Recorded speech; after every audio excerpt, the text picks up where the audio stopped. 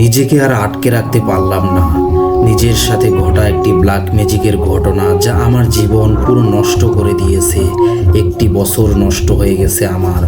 ঘটনাটি অনেক বড়, তবুও ছোট করে লেখার চেষ্টা করছি। যেহেতু এটা আমার প্রথম ঘটনা, লেখায় কোনো ভুল ত্রুটি হলে ক্ষমা সুন্দর দৃষ্টিতে দেখবেন। ছোটবেলা থেকেই আমি একটু চঞ্চল টাইপের, সবার সাথে খুব সহজেই মিশে যাইতাম। আমি যখন ডিপ্লোমা 5th সেমিস্টারের ছাত্র, দেখতে মোটামুটি ভালো, যে কোনো মেয়েই আমাকে পছন্দ করে, কিন্তু 2-1 মাসের বেশি তারা আমার সাথে বন্ধুত্ব টিকিয়ে রাখতে পারে না। 2020 সালের ডিসেম্বর মাসের 26 তারিখ ফেসবুকে একটা মেয়ের সাথে আমার পরিচয় হয়। আমি আগেই বলেছি, আমার সম্পর্ক কারো সাথেই 2-1 মাসের বেশি থাকতো না, কিন্তু এইবার তার উল্টো হলো। নিজের অজান্তেই মেয়েটির সাথে দেখা করার পর তাকে ভালো লেগে যায়। শুরু হয় কথা বলা। বলে রাখা ভালো, আমি যে পলিটেকনিকে পড়তাম সেটি ছিল এক জেলায়, আর মেয়েটির বাসা ছিল অন্য জেলায়। এর মধ্যে আমার 5th সেমিস্টারের পরীক্ষা শুরু হয়। পরীক্ষা শেষ হবার পর আমি মেয়েটাকে চাপ দিতে থাকি বিয়ের জন্য। সে তার পরিবারকে বলে বিষয়টা, আমিও আমার পরিবারকে জানাই। আমার পরিবার মেনে নিলেও তার পরিবার মেনে নেয় না। আমরা পালিয়ে গিয়ে বিয়ে করার সিদ্ধান্ত নেই। যাই হোক, সে বলে সে সময় পেলে বেরিয়ে চলে আসবে। এর মধ্যে 4টা মাস কেটে যায় এবং 6ষ্ঠ সেমিস্টারের পরীক্ষার 1 মাস বাকি। সে হঠাৎ ফোন দিয়ে বলল, আমি মাওয়া ঘাটে আছি, আমাকে নিয়ে যাও। আমি 7-5 না ভেবে মেসের ছোট ভাই আর একটা ফ্রেন্ডকে নিয়ে চলে যাই। তাকে নিয়ে সরাসরি আমার বাসায় চলে আসি। যেহেতু আমার পরিবার মেনে নিয়েছিল, তাই তারা আমাদের বিয়েটা দিয়ে দেয়। ভালোই কাটছিল দিনকাল। এর মধ্যে আমার মা তার কাছ থেকে তার নাম্বারটা নেয়, মানে তার ফ্যামিলির নাম্বারটা নেয় এবং তার পরিবারকে আমাদের ঠিকানা দেয়। পরদিন তার পরিবার আমাদের বাসায় এসে উপস্থিত। আমি দেখে পুরোই অবাক। কিভাবে কি হলো মায়ের কাছে জানলাম। মা আসতে বলেছেন। তারা আমাদের উপরে খুব ক্ষিপ্ত।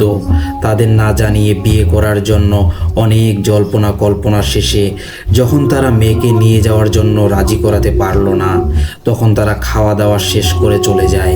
1 মাসের মতো বাসায় থাকার পর পরীক্ষার সময় হলে আমি কলেজে চলে আসি। এত কিছু কেন বললাম? যাতে আপনাদের বুঝতে একটু সুবিধা হয়। যাই হোক, আমি আসার কিছুদিন পর রমজান মাস শুরু হয়ে যায়। প্রথম রোজার দিন মা ফোন দিয়ে বলে তারা সব মেনে নিয়েছে। আমি ভাবি বেশ ভালোই হয়েছে। তখন তারা যোগাযোগ করে আমার সাথে 7ম রোজার দিন। মা আবার ফোন দিয়ে বলে, তোর খালা শাশুড়ি আর তার ছেলে এসেছে, তোর বউকে নিয়ে যাবে। তোর পরীক্ষা শেষ হলে তোকে আর তোর বাবাকে গিয়ে নিয়ে আসতে বলেছে। আমি বলি না, আমি বাসায় না যাওয়া পর্যন্ত কোথাও যাওয়া হবে না। পরে সবার জোরাজোরিতে বলি, আচ্ছা ঠিক আছে, 7 দিনের জন্য, তারপর যেন নিয়ে আসা হয়। তারা বিষয়টা মেনে নেয় এবং তাকে নিয়ে চলে যায়। ঘটনা মূলত এখান থেকেই শুরু। পরদিন তারা বাসায় ফিরে। ফোন না দেওয়ায় আমি দুপুরে ফোন দিই, ঠিকঠাক বাসায় পৌঁছেছে কি না সেটা বোঝার জন্য। ফোন দেওয়ার পর রীতিমতো আমি শক্ত হয়ে যাই। আমার বউ আমাকে বলছে, তুই আমাকে ব্যবহার করেছিস, তুই আমাকে আর কোনোদিন ফোন দিবি না। আমি ভাবছি এটা কে, যে আমায় ছাড়া কিছু বুঝতো না, সে এগুলি কিভাবে বলতে পারলো। ফোনের ওই পার থেকে আবার কথা আসলো। এবার তার মা বলছে, তোমায় আমি ছাড়বো না, আমি তোমার জীবনটা আমি নষ্ট করে ছাড়বো। আমি ফোন কেটে দিয়ে বাসায় ফোন দিলাম। মা ফোন ধরেই কাঁদো কাঁদো গলায় বলছে, তোর বউ আর তোর শাশুড়ি আমাকে খুব অপমান করেছে। আমি ভাবছি কি হচ্ছে এগুলো। এর মধ্যে মা বলল, তারা সোজা জানিয়ে দিয়েছে তারা আর তোর বউকে বাসায় আসতে দেবে না। এগুলো শুনে আমার মাথা কাজ করছিল না। রাগে আমি আর কোনো কথা বলি না। এরপরে তারা আমাদেরকে যে পাঠাবে না মেয়েটিকে, সেটা আমরা বুঝতে পারি এবং আমি ফোন রেখে শুয়ে পড়ি। এগুলো তখন আমি তেমন কিছু ভাবিনি। তখন আমার মনে হয়নি যে তারা আমার সাথে খারাপ কিছু করবে। ঠিক সেই সময় কেউ যেন দরজায় টোকা দিল। আমি বললাম, দরজা খোলা আছে, কিন্তু তারপর আর কোনো আওয়াজ নেই। একটু ঘাবড়ে গেলাম। তারপর ভাবলাম হয়তো কেউ মজা করছে, কিন্তু একটু পরেই ভাবলাম মেসে তো কেউ নেই। আমি সারা রুমমেট পরীক্ষা দিতে চলে গেছে, আর কেউ কেউ বাজারে আছে। তারপর আবার ভাবলাম সব আমার মনের ভুল হয়েছে। যেহেতু মেসটা গ্রামের ভেতরে, কেউ হয়তো মজা করছে। পরীক্ষা পরের দিন একটু পড়তে চাইলাম কিন্তু পারলাম না, শুয়ে পড়লাম। কখন ঘুমিয়ে গেছি জানি না। ঘুমের মধ্যে একটা স্বপ্ন দেখলাম, কে যেন আমাকে বলছে তুই বাঁচবি না, তোকে মরতেই হবে বলে আমার উপর ঝাঁপিয়ে পড়লো। আমি চিৎকার করছি কিন্তু আমাকে সাহায্য করার মতো কেউ নেই। আমি হঠাৎ এক সময় খেয়াল করলাম যে আমার উপর ঝাঁপিয়ে পড়লো সে আর কেউ নয়, আমার স্ত্রী। আমি ভয় পেয়ে গেলাম আর বললাম তুমি। তারপর আর কিছু মনে নেই। আমার যখন ঘুম ভেঙে যায় তখন আমি তাকিয়ে দেখি আমি মেস মালিকের বাসায়, পাশে ছোট্ট ভাই আর বন্ধুরা দাঁড়িয়ে আছে। আমি বললাম আমি এখানে কিভাবে? মেস মালিক আমাকে খুব ভালোবাসতো, কোনো দিন রাগ করে বা জোরে কোনো কথা বলেনি আমার সাথে, কিন্তু সেদিন রাগান্বিত হয়ে বলল জানি না কিছু, এবং নির্দেশ দিল আমাকে যেন এখনই বাসায় নিয়ে যাওয়া হয়। আমার শরীরে ব্যথা করছিল। আমি আমার এক বন্ধুকে বললাম আমাকে রুমে নিয়ে চল।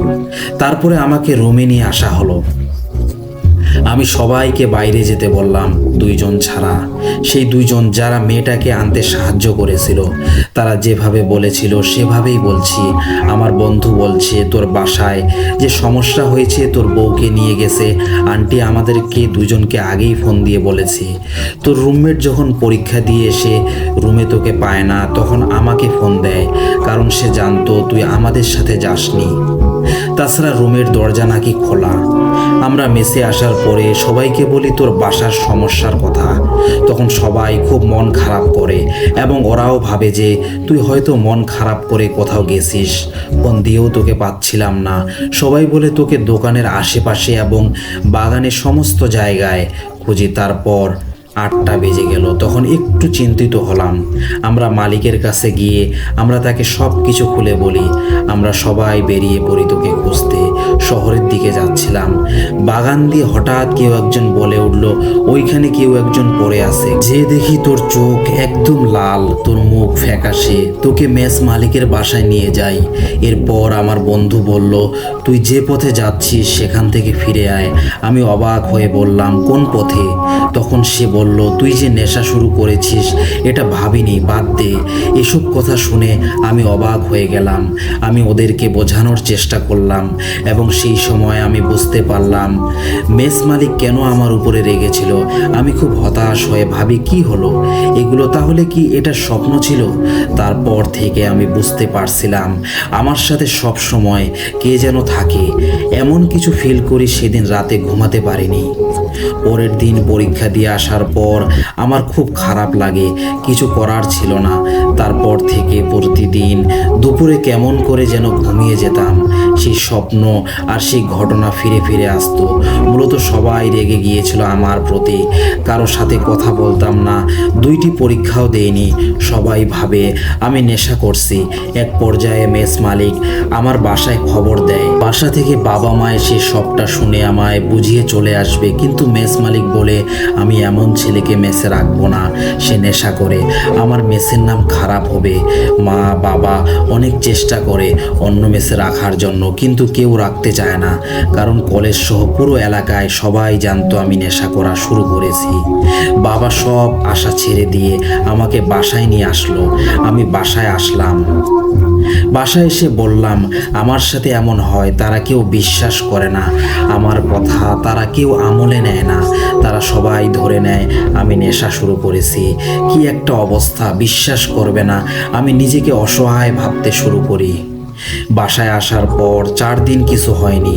5 দিনের দিন রাতে আমি ফোন চাপছিলাম, হঠাৎ মনে হলো জানালাতে কিছু একটা ঢুকলো। আমি তেমন কিছু না ভেবে জানালা হালকা খোলা ছিল, বন্ধ করে দিলাম। এর কিছুক্ষণ পর মনে হলো কোনো একটা মেয়ে আমার টেবিলের পাশে দাঁড়িয়ে কাঁদছে। আমি প্রচণ্ড রকমের ভয় পাই। রুমের আলো জ্বালিয়ে যেটা দেখতে পাই সেটা দেখার জন্য আমি প্রস্তুত ছিলাম না। আমি দেখলাম আমার স্ত্রী দাঁড়িয়ে কাঁদছে। ভয়ে আমি শীতল হয়ে যাই। কি বলবো, কাকে ডাকবো কিছুই বুঝতে পারছি না। আমার মুখ দিয়ে কোনো কথা বের হচ্ছে না। কান্না থামিয়ে হাসি শুরু করলো। মেয়েটি বলল মরবি তুই। আমি কি করব ভাবতে পারছিলাম না। হঠাৎ করে মায়ের ডাক শুনে শান্তি এলো মনে। তাকিয়ে দেখি সে নেই। মায়ের কথা শুনে দরজা খুলে দেখি মা বাইরে দাঁড়ানো। মা বলল, তোর দাদি খুব অসুস্থ, দেখে আসি চল। আমি বললাম, বাবা যাবে না? মা বলল, তোর বাবা আগেই গেছে। আমি ফোনের দিকে তাকিয়ে দেখি 11:50 মতো বাজে। কিছু না ভেবে মায়ের সাথে চলে গেলাম। দেখলাম মা দাদির বাড়ি না গিয়ে অন্য রাস্তা দিয়ে হেঁটে পুকুরের দিকে যাচ্ছে। এখানে বলে রাখা ভালো, আমাদের এদিকে আবাদি জমি নেই বললেই চলে, সব পুকুর। আমি মাকে ডাকতে ডাকতে পেছনে পেছনে যাচ্ছি। হঠাৎ মা আমাদের বাড়ির পাশে বাঁশঝাড়ে এসে থেমে বলে, দাদিকে দেখবি? বলে একটা বিকট হাসি দেয়। আমি মায়ের এমন আচরণ দেখে বললাম, তোমার কি হয়েছে মা, এমন করছো কেন? তখন মা বলছে, তোকে তোর বউয়ের কাছে রেখে যাচ্ছি বলে আবার হাসতে শুরু করে। আমি ভয়ে ভয়ে মায়ের দিকে তাকিয়ে দেখি কি ভয়ঙ্কর সেই চেহারা। ওটা আমার মা না। একটু পিছনে এসে দেখি আমার শাশুড়ি। আমি আমার মাথায় হাত দিয়ে সেখানে বসে পড়ি। কিছুক্ষণ পর খেয়াল করলাম পাশে কেউ নেই। বাসার দিকে যাওয়ার জন্য চেষ্টা করছি, কিন্তু এর মধ্যে ঘটলো আরেক ঘটনা। একটা মানুষ বাসের উপর বসে আমার নাম ধরে ডাকছে। আমি আবার ভয়ে শিউরে উঠলাম। অবয়বটিকে দেখতে এমন ছিল 10 থেকে 12 ফুট উচ্চতার একটা মহিলা। চুলগুলো লম্বা, মাটিতে ছড়ে আছে এবং অনেকখানি বাঁশের সাথে পেঁচিয়ে আছে। আমি নিজেকে আর ধরে রাখতে পারলাম না, জ্ঞান হারিয়ে ফেললাম। জ্ঞান ফিরলে আমি আমার রুমে নিজেকে আবিষ্কার করি। আমি সবাইকে বলি কি হয়েছিল আমার সাথে। সবাই বলে বউয়ের জন্য আমি পাগল হয়ে গেছি, আবোল তাবোল কথা বলছি। কিন্তু মা তো মা, আমার কথাটা সে বিশ্বাস করে বাবাকে বলে। বাবা অনেক রেগে যায় আর গালাগালি করে। মা বাবাকে বলে, শোনো, ওর কথা বিশ্বাস করো না, গেটে তালা চাবি লাগিয়ে তোমার কাছেই রাখো, তাহলে ও ইচ্ছা হলেই সে বাইরে যেতে পারবে না। আর 2 দিন পর জ্ঞান ফিরল। বাবা সেটাও কেন যেন বিশ্বাস করতে চাইল না। সেদিন থেকে আমার খুব জ্বর আসে। 1 সপ্তাহ পার হলেও জ্বর ভালো হয় না। আমি কিছু খেতে পারতাম না, বমি হয়ে যেত। তখন আমার ওজন অনেক কমে যায়, আমি একদম রোগা হয়ে যাই। আমার ওজন ছিল 68 কেজি, সেই ওজন 53 কেজি হয়ে যায়। শরীরে হাড় ছাড়া কিচ্ছুই ছিল না। মা এগুলো দেখে সহ্য করতে না পেরে আমাকে এক চাচা কবিরাজের কাছে নিয়ে যায়। তিনি আমার সম্পর্কে চাচা হয়। তো তার কাছে চিকিৎসার জন্য নিয়ে যাওয়ার জন্য যখন যায়, তিনি আমাকে দেখে বলেন, আগে নিয়ে আসেননি কেন? একদম শেষ হয়ে গেছে, আমাকে 2 দিন সময় দিন, কি হয়েছে জানাবো। আমরা বাসায় চলে আসি। সেদিন রাত থেকে কি কি ঘটেছে আমার আর মনে নেই। আমার মা যেভাবে বলেছে সেভাবেই শুনি। সেদিন যখন তোর চাচার কাছ থেকে আসি, রাতে তোর বাবা বাজার থেকে এসে তোকে দেখতে যায় তোর রুমে, তখন তুই নাকি তোর বাবাকে অনেক খারাপ ভাষায় গালাগালি করেছিস। তোর বাবা তোকে একটা থাপ্পড় মেরে রুম থেকে আসতে যাবে, তখন তুই নাকি মোটা গলায় বলেছিস, মারলি তো মরবো, তো আমি এমনিতেই মরবো। তারপর বাবা রুম থেকে রাগ করে বেরিয়ে আসে, আমাকে এসে সব কথা বলে। আমি তোর বাবাকে অনেক বুঝিয়ে ঘুমাতে পাঠাই। রাত 3টার পরে একটা স্বপ্ন দেখে ঘুম থেকে জেগে উঠে দেখি তোর বাবাও বসে আছে। জিজ্ঞেস করলাম কি হয়েছে। তোর বাবা বলল, স্বপ্নে দেখলাম এই যেন বলছে তোর বড় ছেলেকে নিয়ে যাব।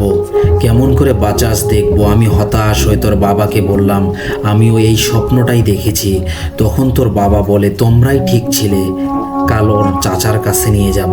তখন আমি বললাম, আমি তোমার ছেলেকে নিয়ে গিয়েছিলাম তোমার ভাইয়ের কাছে, 2 দিন সময় চেয়েছে।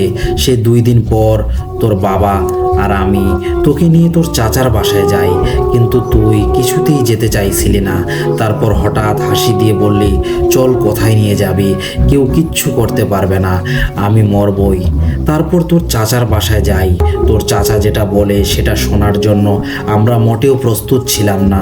তোর চাচা বলে তোকে নাকি কালো জাদু করা হয়েছে, কিন্তু কে করেছে, কিভাবে করেছে সেটা সে বলতে পারবে না, আর সে কিছু করতেও পারবে না, কারণ সে যা জানে তা দিয়ে পেরে ওঠা সম্ভব না। তোর বাবা হতাশ হতাশ হয়ে বলে, তাহলে কি কোনো উপায় নেই? তখন তোর চাচা বলল, সে একজন কবিরাজকে চেনে, তিনি অনেক বড় বড় কাজের সমাধান করেছেন। এই কথা বলার পর দেখি তুই পাশের রুম থেকে হাসছিস আর বলছিস চল কোথায় নিয়ে যাবি, এর মধ্যে তোর চাচার গলা চেপে ধরেছিস। তোর চাচা কি যেন দিয়ে তোর মাথায় আঘাত করতেই তুই একদম থেমে গেলি। আমরা আর দেরি না করে তোকে নিয়ে সেই কবিরাজের বাসায় চলে যাই। কবিরাজ বলে, আমি এগুলো বাদ দিয়ে দিয়েছি, করি না, কিন্তু তোর চাচাকে দেখে আর তোর দাদার নাম বলার সাথে সাথে বলে, আমার বন্ধুর নাতি যখন বিপদে পড়েছে সাহায্য তো করতেই হবে। তখন তোর চাচা সব খুলে বলে আর বলেছে যে ওর সাথে কালো জাদু করা হয়েছে, কিন্তু এর বেশি আর কিছু জানতে পারেনি। তখন কবিরাজ বলল, একটু বসো, আমি আসছি। 10 থেকে 15 মিনিট পর কবিরাজ এসে বলল, তোমার ছেলে একটা মেয়েকে বিয়ে করেছে। আমি বললাম হ্যাঁ, কিন্তু ডিভোর্সও হয়ে গেছে, আর ওরা ডিভোর্স লেটার পাঠিয়ে দিয়েছে। মা আমায় বলেছে তোর কিছু মনে নেই, তোর ডিভোর্স পেপারের খবর তুই জানিস না। মা আবার বলা শুরু করলো। কবিরাজ তখন বলল, হ্যাঁ সব জানি আমি, এর উপর সত্যি কালো জাদু করা হয়েছে, আর এটা করা হয়েছে অনেক খারাপভাবে। আমি তখন বললাম, কে করেছে এই কাজ, বলবেন কি? কবিরাজ বললেন, এখনো জানতে পারেনি, তবে জেনে যাব ওর উপর কালো জাদু কে করেছে। দুটো খাসি বলি দিয়ে একটা খারাপ আর একটা শক্তিশালী জিনকে আহ্বান করা হয়েছে ওকে মেরে ফেলার জন্য। এসব করা হয়েছে, আর এতে ব্যবহার করা হয়েছে ওর মাথার চুল, শ্মশানের মাটি আর ওর ব্যবহারকৃত একটি জামা। এগুলো এক জায়গায় করে খাসির রক্ত দিয়ে 49টি তাবিজ পুঁতে দেওয়া হয়েছে। তোমরা ওকে নিয়ে বাসায় যাও, আমি 6 তারিখ তোমাদের বাসায় যাব। আর 2টি তাবিজ দিয়ে বলে, এগুলোর মধ্যে একটা ওর হাতে বেঁধে দাও আর একটা দরজার সামনে রাখবে। তখন আমি বলি, ঠিক আছে, কিন্তু এই কাজ কে করেছে আর আমার ছেলের চুল আর জামা কোথায় পেল? তখন কবিরাজ বলে, সব 6 তারিখে জানতে পারবে। আমরা বাসায় চলে আসি, কিন্তু ভুল করে ফেলি একটা, সেটি হলো তাবিজ একটা হারিয়ে ফেলি, আর একটা তো কবিরাজ নিজেই তো তোর হাতে পরিয়ে দিয়েছিল, তাই ওটা তোর হাতেই ছিল। তোর চাচা বলে, ওর সাথে তো তাবিজ আছে, কিছু হবে না, আল্লাহ ভরসা। কবিরাজের বাসায় থাকতে তুই কোনো কথা বলিসনি। বাসায় আসার পর তোর চাচার কথা শুনে বিকট শব্দে হাসি দিয়ে গালি দিতে শুরু করলি। কিছু করতে পারবি না, যা তোরা যা ভাবছিলাম তাবিজ দেওয়ায় কোনো সমস্যা হবে না, কিন্তু দ্বিতীয় তাবিজের কথা মনেই ছিল না। সকালেও তুই স্বাভাবিকভাবে খাবার খেলি, কিন্তু কে জানে দুপুরে এত বড় ক্ষতি হয়ে যাবে। দুপুরে তোর রুমে গিয়ে দেখি বিষের গন্ধে রুমে ঢোকা যাচ্ছে না। তোকে বললাম, কি করছিস তুই? তুই মোটা গলায় বললি, বিষ খেয়েছি, খাবি?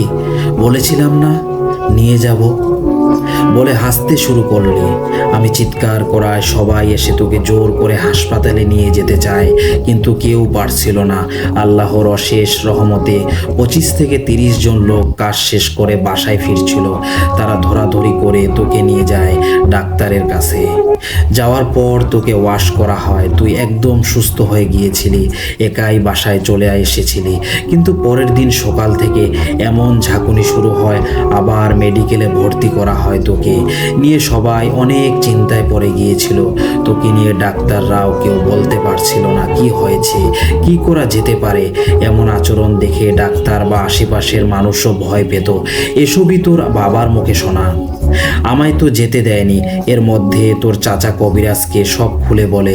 কবিরাজ অনেক বোকা দেয়, বলেছিলাম না দেখে রাখতে, আমার কথা শোনেন নাই, তাবিজও হারিয়ে ফেলেছেন। এখন যত তাড়াতাড়ি সম্ভব আমার সাথে দেখা করেন। তোর চাচা কবিরাজের কাছে গেলে আবার 2টো তাবিজ দেয় আর বলে, আগে যেটা হাতে আছে ওটা খুলে দিতে হবে আর এটা পরিয়ে দিতে হবে। এটা করার পর তুই আর কোনো রকম উদ্ভট আচরণ করিসনি, কিন্তু কারোর সাথে কথাও বলিসনি। 13 দিন পর তুই সুস্থ হলে ডাক্তার তোকে ছেড়ে দেয়, কিন্তু তুই কারোর সাথে তখনও কথা বলা শুরু করিসনি। এলাকার সবাই বলে তুই মেয়েটার জন্য বিষ খেয়ে পাগল হয়ে গেছিস। যাই হোক, তুই সুস্থ হওয়ার 5 দিন পর কবিরাজ আসে আমাদের বাসায়, অর্থাৎ নভেম্বরের 23 তারিখ। তখন তিনি তোর রুমে ঢুকে তোকে আনতে বলে। তোকে একটা গোল বৃত্তের মধ্যে বসানো হয়। তিনি বলেন 1 ঘন্টা আমি একে আটকে রাখতে পারবো। এর মধ্যে জোড়া খাসি একদমে কিনতে হবে, আর 1 মণ মিষ্টি, 3 হাত কাফনের কাপড় লাগবে। আধা ঘন্টার মধ্যে এসব ব্যবস্থা করতে হবে। তোর বাবা যায় মিষ্টি আর কাফনের কাপড় আনতে, আর তোর মামা আসে সেদিন। তোর মামা বের হয় খাসি কিনতে। এর মধ্যে কবিরাজ তোর চাচাকে বলে তোর পেছনে বসতে, আর আমাকে একটা সাইডে বসতে বলে।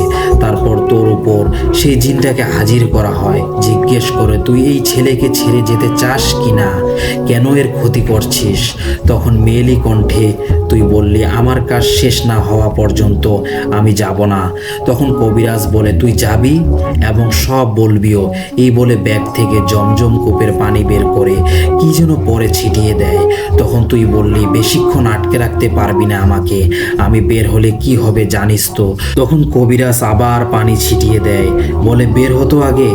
আমি জানি তোকে কে পাঠিয়েছে, কিন্তু আমি তোর মুখ থেকে শুনবো। কিন্তু কবিরাজ কোনোভাবেই বলাতে পারছিল না। এর মধ্যে তোর মামা আর বাবা এসে পড়ে। 40 মিনিট লেগেছিল এদের এগুলো জোগাড় করে নিয়ে আসতে। কবিরাজ সাথে সাথে তোর চাচাকে ইশারা করে। তোর চাচা তোর বাবার কাছ থেকে কাফনের কাপড় নিয়ে কিছু অংশ কেটে তোর চোখে বেঁধে দেয়, আর খাসিটা তোর সামনে রেখে দেয়। বাকি কাফনের অংশে তোর নাম আর কি যেন লেখে এবং খাসির উপর দিয়ে দেয়। তারপর সাথে সাথে তুই একদম ছোটাছুটি শুরু করে দিস। এর মধ্যে তোর চাচা এক কোপে কাফনে জড়ানো খাসির গলা কেটে দেয়। তুই হাসতে হাসতে পড়ে যাস। কবিরাজ সাথে সাথে তোকে তুলে বৃত্তের মধ্যে বসায়, তোকে তোর রুমে রেখে আসতে বলে। তিনি বলেন আর কোনো সমস্যা হবে না, ওকে নিয়ে যান। ওই জিন এখন বৃত্তের মধ্যে, এই খাসিটির ভেতর ওকে বন্দি করা হয়েছে, কোনো সমস্যা নেই। ওকে তোর রুমে রেখে আসার পর দেখলাম কবিরাজ বোতলের মুখ আটকে বলল জিনটিকে এখানে বন্দি করা হয়েছে, তোমরা মুক্ত, তোমাদের ছেলের সাথে আর কোনো সমস্যা হবে না। ভাবছেন ঘটনা এখানে শেষ না, আর একটু বাকি আছে। মা আবার বলছে। তখন আমি জানতে চাইলাম এটা কে করেছে। কবিরাজের কাছে কবিরাজ বললেন বলবো কে করেছে এই কাজ, তার আগে রুমের আলোগুলো বন্ধ করেন। কেউ এই রুমে প্রবেশ করলে সবাই সালাম দেবেন। তারপর 5 মিনিট পর তাকে জিজ্ঞেস করবেন কে এই কাজ করেছে।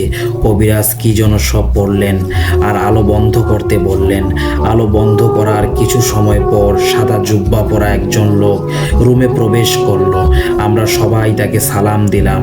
তিনি মিষ্টি ভাষায় সালামের উত্তর দিলেন।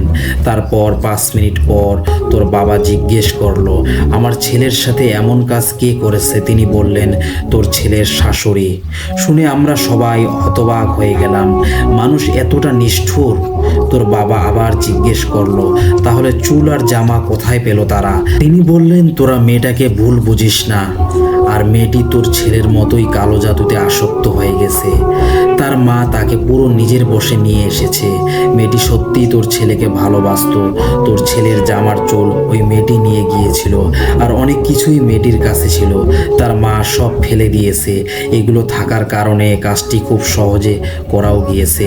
ছেলের কাছেও মেয়েটির চুল আছে, ছেলের মানি ব্যাগে। জিনটি তোর ছেলেকে মারার জন্য ওই মেয়ের রূপ নিয়ে আসতো। লোকটি নিমিষেই এসব কথা বলে হারিয়ে যায়। তখন কবিরাজ বলে ওটা একটা জিন ছিল যেটা কবিরাজের সাথে থাকে। এগুলো শোনার পর সবাই একদম চুপ হয়ে যায়, কেউ কোনো কথা বলে না। কবিরাজ তার কাজ শেষ করে তাকে একটা তাবিজ দেয়, আর 2 মাস গরুর মাংস খেতে বারণ করে। তাকে হাদিয়া দিতে গেলে মুচকি হাসি দিয়ে বলে লাগবে না, আমি কাজটা করতাম না, বাদ দিয়ে দিয়েছিলাম সেগুলো, কিন্তু আমার বন্ধুর নাতি, এজন্যই করেছি। এই বলে কবিরাজ চলে যায় আর তোকে দেখে রাখতে বলে। মায়ের মুখ থেকে এগুলো শুনে আমি ভাবি আমায় পছন্দ ছিল না ভালো কথা, কিন্তু এগুলো করে আমাদের বিচ্ছেদ ঘটানোর খুবই কি দরকার ছিল? এগুলোর তো কোনো প্রমাণ থাকে না, তাই কোনো রকম অভিযোগও কারো কাছে করা যায় না।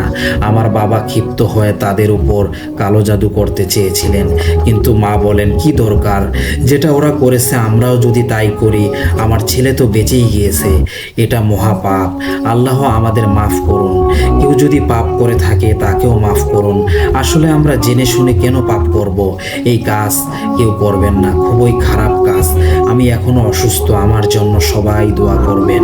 অসুস্থ অবস্থায় লিখলাম, আর লেখায় ভুল ত্রুটি হলে ক্ষমা সুন্দর দৃষ্টিতে দেখবেন, এই বলে তিনি তার ঘটনা শেষ করেছেন। ধন্যবাদ আপনাকে আপনার ঘটনার জন্য। আশা করছি আমাদের এই ঘটনাটি যারা শুনলেন তাদেরও ভালো লেগেছে। আমরা সরাসরি চলে যাব আমাদের পরবর্তী ঘটনায়। আশা করছি আমাদের সঙ্গেই থাকবেন। ঘটনাটি আমার এক দূর সম্পর্কের ভাবির জীবনে ঘটে যাওয়া ঘটনা। ঘটনাটি ছিল এরকম, ভাবি তখন অবিবাহিত ছিল, তারা বগুড়ার একটি গ্রামে থাকতো। তার তখন 15 বছর বয়স। ভাবিরা 3 বোন মিলে একসাথে ঘুমাতেন। একবার ভাবির 2 বোন বেড়াতে গিয়েছিল তাদের খালার বাসায়। তখন একদিন রাতে সে একটি অদ্ভুত স্বপ্ন দেখল। সে দেখল তাদের উঠোনের উপর খোলা আকাশে একটি মেয়েলি দেহ উড়ে যাচ্ছে। সে এটি দেখে বুঝতে পারল না যে এটি একটি পরী।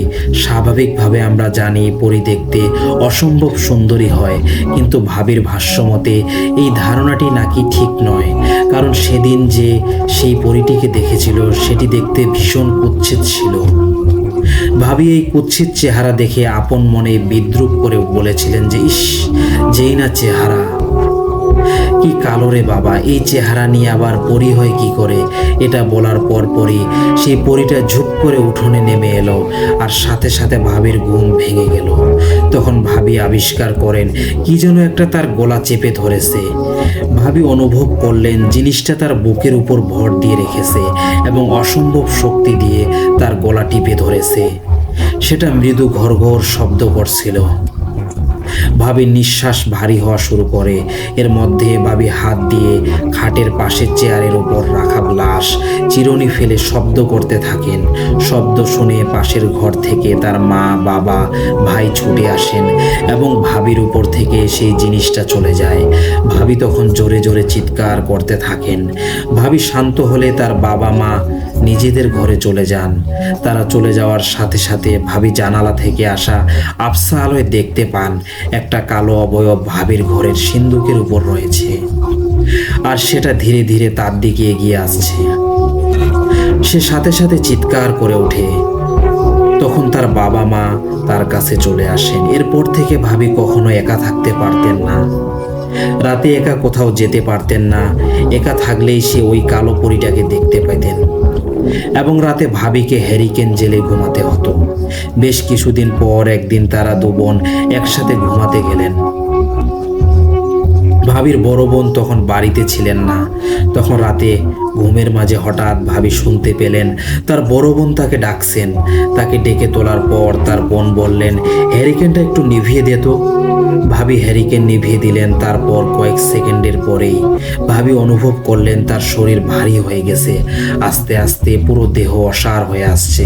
সে সময় ভাবি জোরে জোরে শ্বাস প্রশ্বাস নিতে লাগলেন। হঠাৎ তার মেজ বোন পাশ থেকে তার নিঃশ্বাস নেওয়ার শব্দ শুনতে পান। তিনি জেগে উঠে হ্যারিকেন জ্বালিয়ে দেন, আর সাথে সাথে ভাবির উপর থেকে ভারী জিনিসটির অনুভূতি উধাও হয়ে যায়। তখন ভাবির বোন তাকে জিজ্ঞাসা করেন, কিরে তুই হ্যারিকেনটা নিভিয়েছিলি কেন? ভাবি বললেন, বড় আপা নিভাতে বলেছে।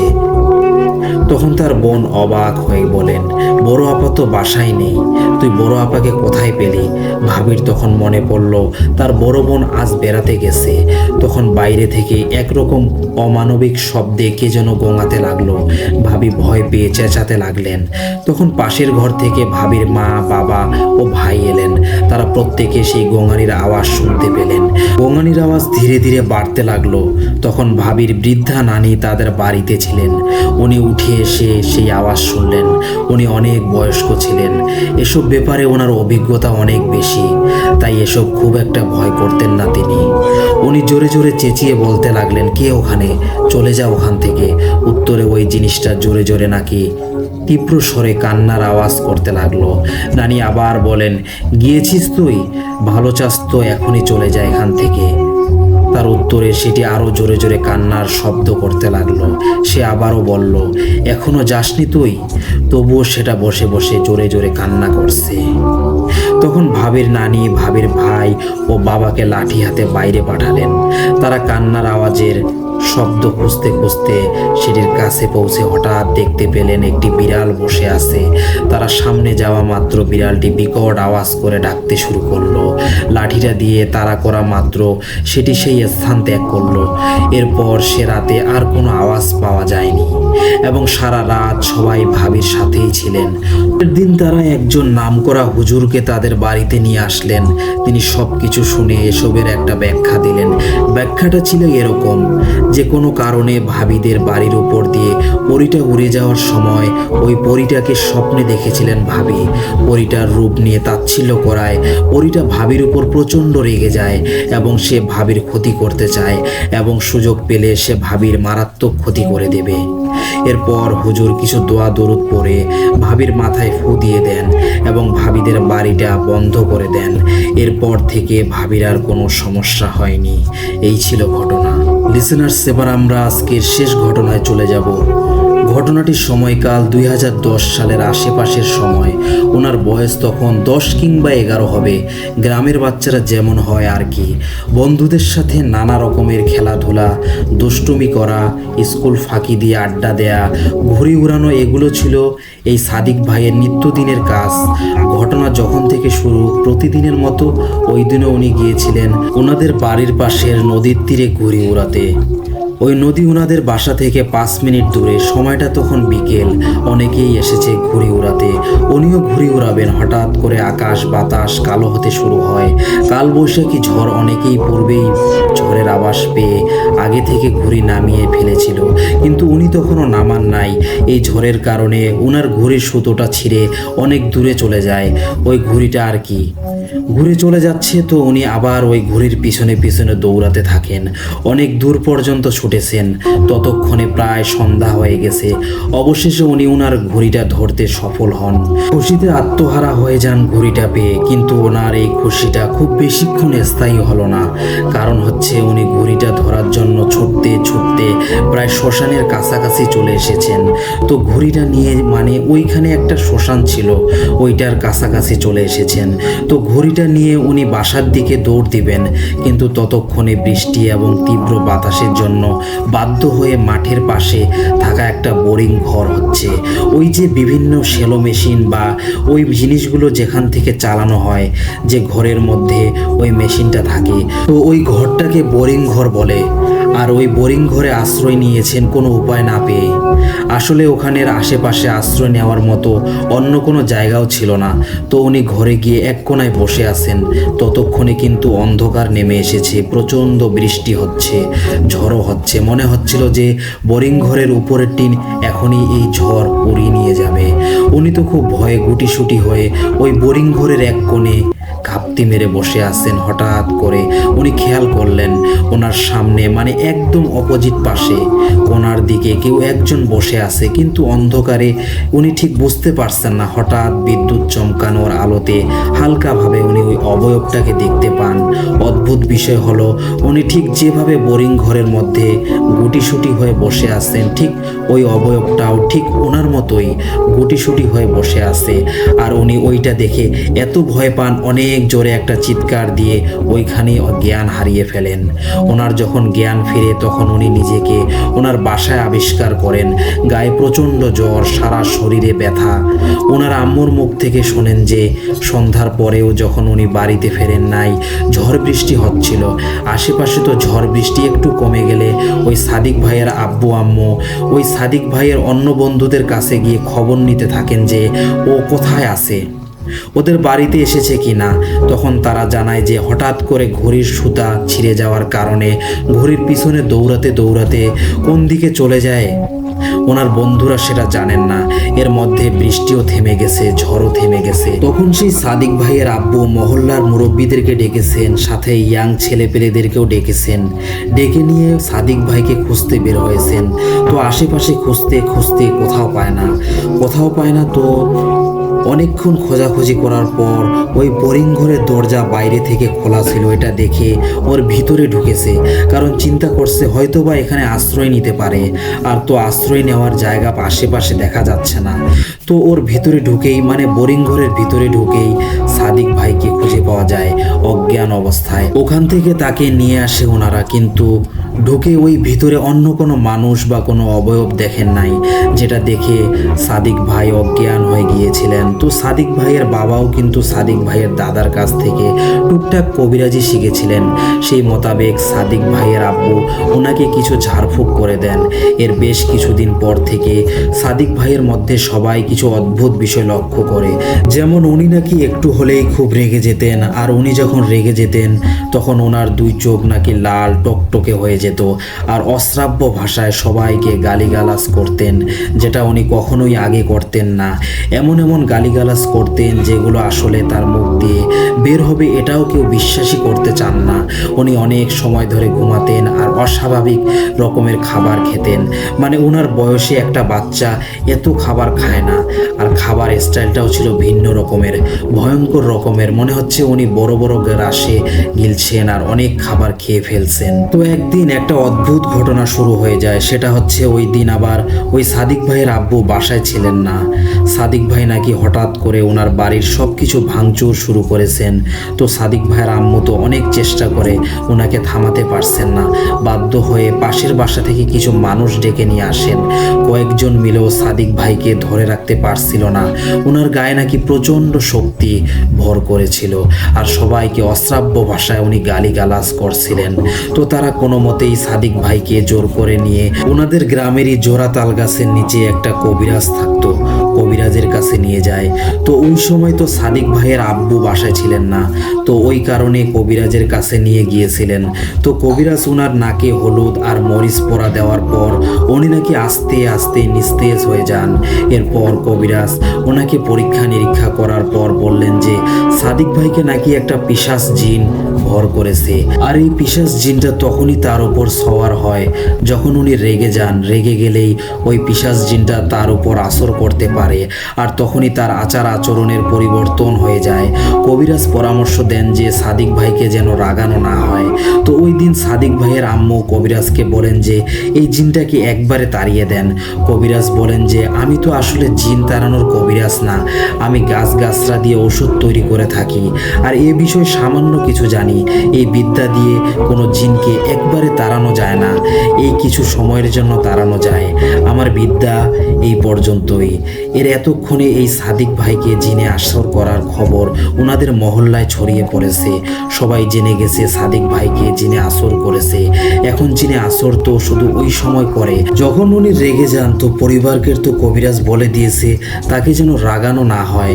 তো একদিন কি হয়েছে, সাদিক ভাই ওই পাশে নদীতে গোসল করতে গেছে, আর ওই সময় সাদিক ভাইয়ের বন্ধুরা তাকে খেপাচ্ছে, এই তোকে নাকি জিনে ধরেছে, তুই জিনে ধরা, এই বলে এগুলো বলে তাকে খেপাচ্ছে। তো বারবার এই টাইপের শব্দ ওনার কানে আসার পর একটা মানুষ রেগে যাবে, এটাই তো স্বাভাবিক। উনিও তো 10 থেকে 11 বছর বয়সের বাচ্চা।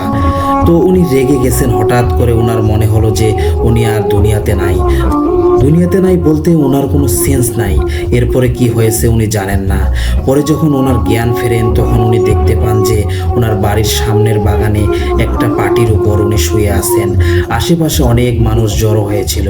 ওনার সেই বন্ধুরাও যারা তাকে খেপাচ্ছিল তারাও সেখানে ছিল। এরপর উনি জানতে পারেন যে ওই বন্ধুরা যখন তাকে খেপাচ্ছিল, হঠাৎ করে ওই নদীর ঘাটে থাকা কাপড় চোপড় কাচার একটা শান বা একটা বড় পাথর থাকে, ওই পাথরটা উনি 2 হাতে উঁচু করে ওনার বন্ধুদের দিকে তেড়ে যান। এই ঘটনা দেখে উপস্থিত সবাই হতভম্ব হয়ে যায় যে যেদিকে পারছে সে সেদিকে দৌড়াচ্ছে। আর কাপড় কাচার শান বা ওই পাথরটা উঁচু করতে কমপক্ষে 6 জন খুবই শক্তিশালী মানুষ দরকার, আর উনি একাই 2 হাতে উঁচু করে। মনে হচ্ছে এটা একটা হালকা কোনো জিনিস, একটা ফুটবল, এরকম ফুটবলের যেরকম ওজন ওই রকম হবে। উনি ওইটা ওইভাবে উঁচু করে ওদেরকে মারার জন্য তাদের পিছনে ধাওয়া করেছেন। তো একটা পর্যায়ে উনি নাকি ওই পাথরটা দূরে ছুঁড়ে ফেলে দিয়ে অজ্ঞান হয়ে যান। তারপর ওনার বন্ধুরাই তাকে আবার ধরাধরি করে বাড়িতে নিয়ে আসেন। বাড়িতে নিয়ে আসার আসার পর ওই বাগানের দিকে নিয়ে যাওয়া হয় একটা পাটি বিছায়, কারণ গরম ছিল। তো ওই বাগানে নিয়ে যাওয়ার পর অনেক লোকজন ওখানে আসে। তো ওই ঘটনার পর থেকে ওই সাদিক ভাইকে সবাই এড়িয়ে চলতো এবং এটা হওয়াটাই স্বাভাবিক।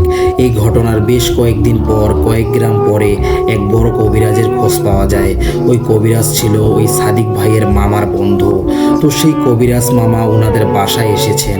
সব কিছু শুনে কবিরাজ মামা ওনাকে নিয়ে একটা ফাঁকা ঘরে গিয়ে রুকিয়া করতে থাকেন। তো এরপরে কি হয়েছে এটা আবার সাদিক ভাই জানে না।